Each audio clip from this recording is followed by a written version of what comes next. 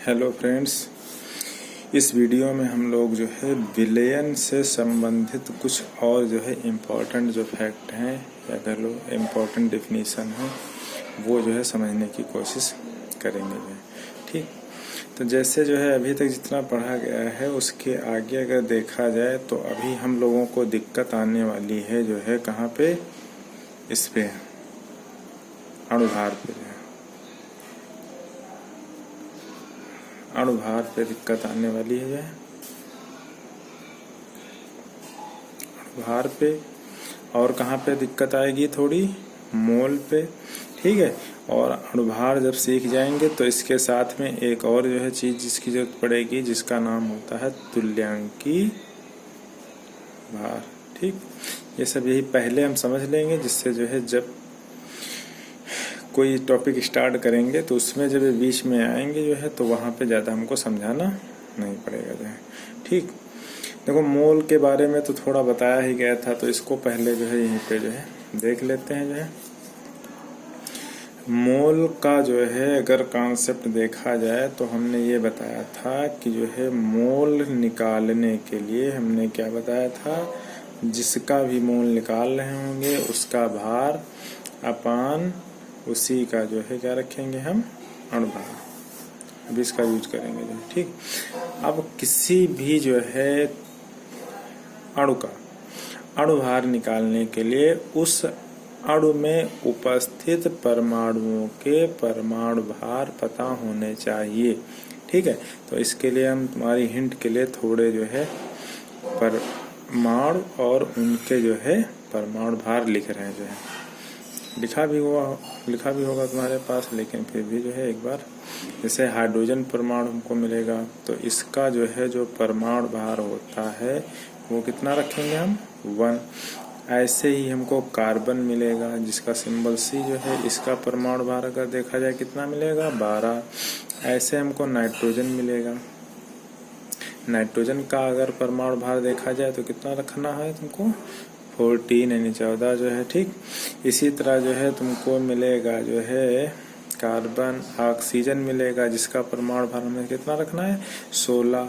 Chlorine मिलेगा जिसका हमें कितना रखना है, 35.5। ठीक, इसी तरह जो है सल्फर मिलेगा जो है, इसका परमाणु भार हमें रखना है 32। इसी तरह जो है हमको मिलेगा जो है सोडियम जिसका परमाणु भार हमें कितना रखना है, 23। सोडियम का हो जाएगा। और ऐसे जो है 2-4 और जो है याद करने पड़ेंगे जो है। ठीक, C2H5OH। ठीक, 1-2 और मिलेंगे जो अभी उनको देख लेंगे कौन से होंगे जो है, फिलहाल इतने याद करेंगे जो है। अब ये परमाणुओं के अगर परमाणु भार याद है तो अगर हमें कोई अणु दे दिया जाए, जैसे फॉर एग्जांपल मान लेते हैं हमने जो है कौन सा अणु लिया, HCl। ये सब जब सवाल लगा रहे होंगे वहां पे इनकी जरूरत पड़ेगी जो है। ठीक है, जैसे HCl जो है मान लो हमको विलेय के रूप में या विलायक के रूप में मिल जाए तो हमें इसके निकालने पड़ेंगे वहां पे मोल।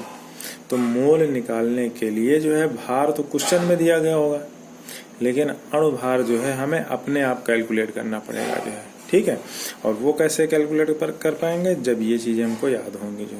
तो इनको 1-2 बार जो है लिखोगे जो है, समझोगे, याद हो जाएगा।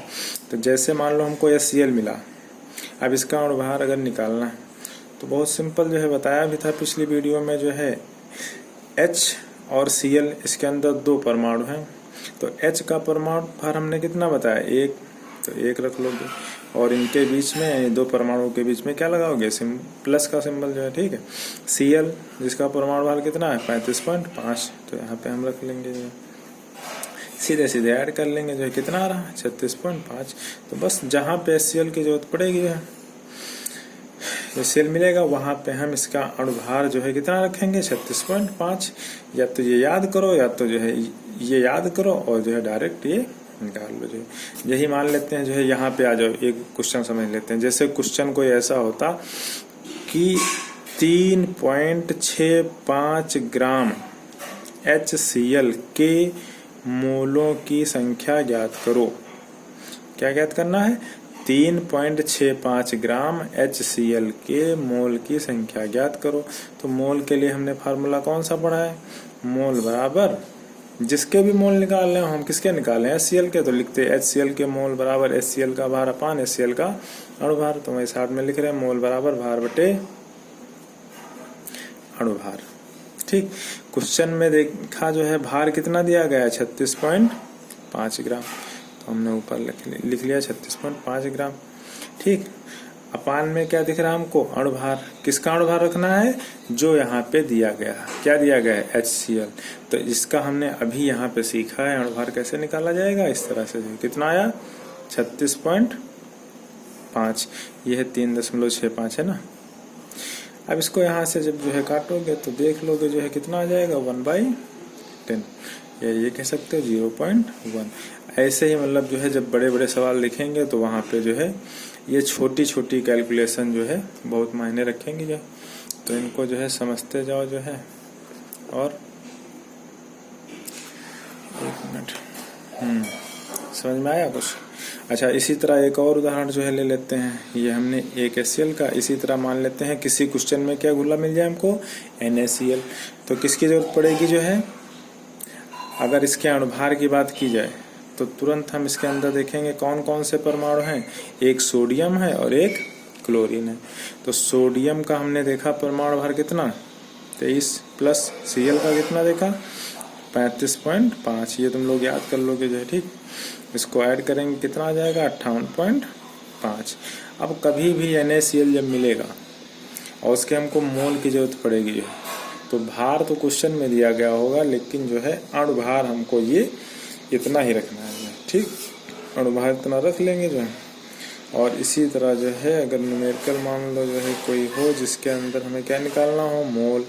जैसे फिर से क्वेश्चन लेते हैं। जैसे मान लो दिया गया होता जो है कितना दे दिया जाए? 0.585 ग्राम NaCl के मोल की बात की जाएगा तो फिर से वही फार्मूला मोल बराबर भार बटे अणुभार।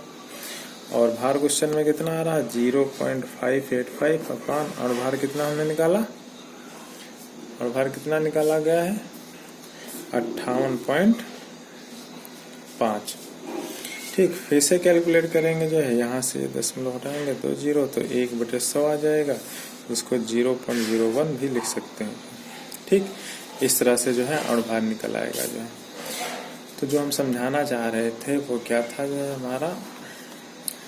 हम मोल बताना चाह रहे हैं और अणुभार बताना चाह रहे हैं। ठीक, जब अणुभार समझ में आ जाएगा कैसे निकाला जाता है तो हम किस पे आएंगे? तुल्यांकी भार पे जो है। ठीक, तो तुल्यांकी भार के लिए जो है नेक्स्ट पेज पे आ जाते हैं। उस पे देखें जो है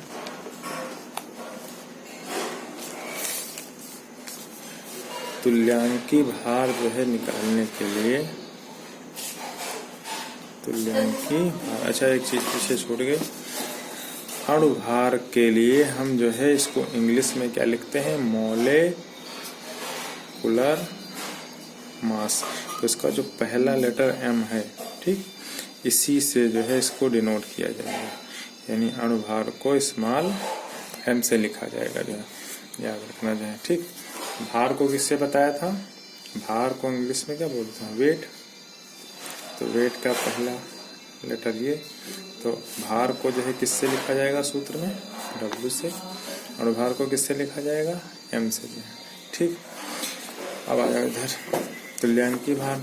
तुल्यांकी भार को जो है इक्विवेलेंट मास।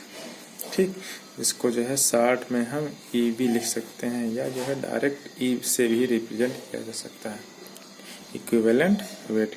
अच्छा, तुल्यांकी भार, डायरेक्ट तुल्यांकी भार की जरूरत पड़ेगी जब नॉर्मलता पढ़ रहे होगे। ठीक, तो इसको जो है फार्मूला देख लो क्या होता है। तुल्यांकी भार बराबर होता है परमाणु भार या कह लो अणुभार।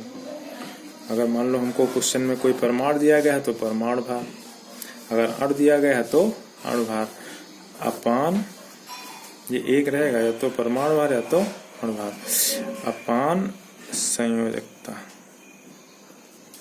जो भी दिया गया हो, ऐसे नहीं समझ में आएगा। इसको निकालने के लिए हम जो है तुमको 3 पॉइंट बताते हैं, ठीक। वो 60 में समझो।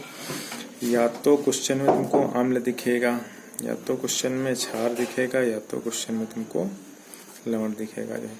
तो अम्ल का जो है तुल्यांकी भार निकालने के लिए जैसे हमने मान लिया क्या, HCl का कहें तुल्यांकी भार बताओ, समझ में आया। HCl का तुल्यांकी भार अभी बताइए, इसे लिख सकते हैं। तो HCl का तुल्यांकी भार मतलब HCl का अणुभार अपान HCl की संयोजकता। अब इसको निकालने के लिए जो है कैसे निकालोगे, अभी बताया था HCl का अणुभार कैसे निकालोगे। 1 प्लस 35.5 कितना आ जाएगा, 36.5 अपान। आपको संयोजकता कितनी रखी है, तो अम्ल वाले में बस देखना कि जो है जो H हैं उनकी संख्या कितनी है। जैसे इसमें कितनी दिख रही है 1, तो यहाँ पे 1 रख दोगे, यानी कितना आ जाएगा 35.5। ऐसे निकाल लोगे। ऐसे मान लो जो है किसका होता है H2SO4 का, मान लो हमको निकालने कहा जाता, तो H2SO4 का अणुभार निकालोगे जो है तो कितना आ जाएगा 98। और इसके अंदर H कितने हैं देखो 2, तो 2 से डिवाइड करोगे कितना आ जाएगा 49 आ जाएगा, ठीक है। अभी ऐसे जो है कोई ऐसा विलेय दिया गया हो जो क्या दिख रहा हो क्षार, जैसे इसके अंदर देखो OH है, तो OH है जो है ये क्या है एक क्षार। तो इसका अगर हम तुल्यांकी भार का निकालने को, तो फिर से वही यानी OH का, अब ये एक अणु है तो इसका अणुभार अपान जो है यानी OH की संयोजकता कह लो, या कह सकते हो जो है OH माइनस आयनों की संख्या, यहाँ पे लिख सकते थे H प्लस की संख्या जो है, ठीक। तो इसका जब अणुभार निकालोगे कितना आएगा 23 प्लस 16 प्लस 1 जो है निकाल के देखो कितना आएगा 40। और इसके अंदर OH कितने हैं 1, यानी कितना आ जाएगा 40, ठीक। ऐसा कोई भी मान लो ऐसा कोई क्षार होता है जिसके अंदर OH की संख्या कितनी होती है 2, तो जो है 2 से डिवाइड करते हैं। जैसे मान लेते हैं CaOH का होल ट्वाइस होता, जब इसका जो है निकालना होता तो जो संयोजकता है यानी अपान में कितना रखते हैं हम 2। ऐसे मान लो कोई इस तरह से जो है लिया गया हो, मान लेते हैं NaCl। अब इसके अंदर ना तो H है ना तो OH है, तो क्या हो गया ये लवण।